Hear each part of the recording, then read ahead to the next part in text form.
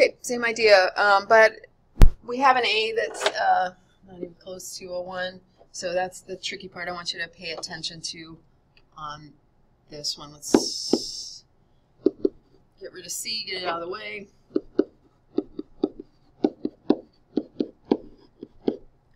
Now we're going to divide everything by -2.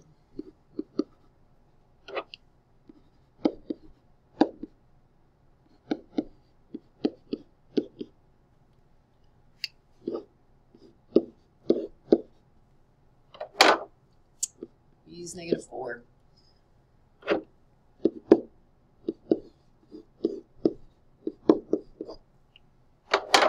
And let's add 4 to both sides.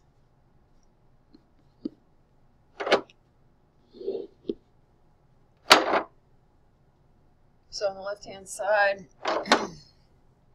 3 halves plus 2 times 4 is 8 halves. And I can write that as a trinomial. Notice that it's a -2, because it's a -2 there. And let's finish up the math. Looks like 11 halves, so I'm going to subtract 11 halves from both sides.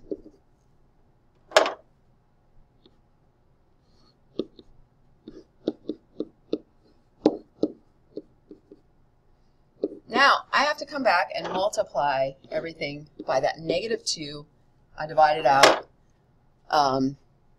previously. Now, if this isn't making sense to you, though, I recommend that you look up completing the square on Khan Academy or any other math helps that you like, because there are other ways to do it. Okay, other ways that might make more sense to you. Okay, -11 halves times -2 gives me +22. And it looks like our vertex is at 222. All right, on example 7, we're going to graph this equation. And in order to graph this equation, we need a couple of points. And we cannot see the vertex because it's not in the same format as the previous example. So what we have to do is we have to calculate where the vertex is. And our x-coordinate is found at -b over 2 times a.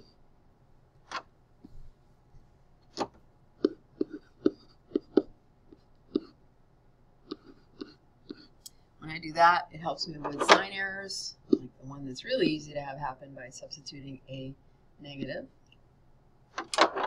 And it looks like the x-coordinate of my vertex, so -6 goes to a +6 divided by 2. It looks like it's 3.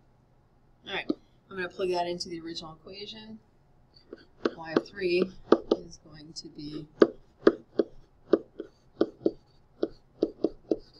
or 9 minus 18, which is -9, plus 2 looks like -7. So my vertex is found at 3, -7. And I need at least one more point. Easiest point to get with a quadratic is the y-intercept. So y of 0 is going to be 2. So I'm going to graph the y-intercept, and I'm going to graph the vertex. That should be good enough. Oh, great. 3, -7, and 0, 2.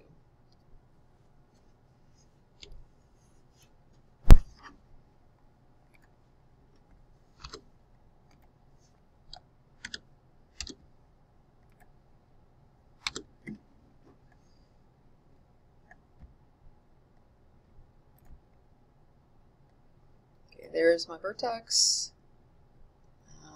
There's another point. And that should be good enough. Yeah, that looks like a pretty good quadratic, same size and shape as the parent function. Okay, 8's faster. It's just plainly faster because it doesn't look like it, but it is in vertex form that this book calls standard form. So I can tell that the vertex is, I'm just going to rewrite the right side. I'll make it a minus just for consistency.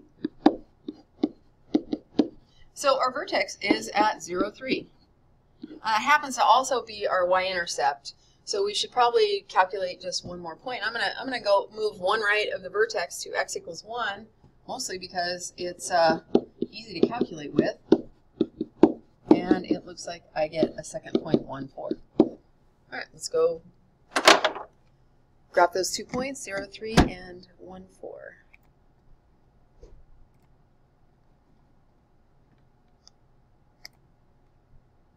And done.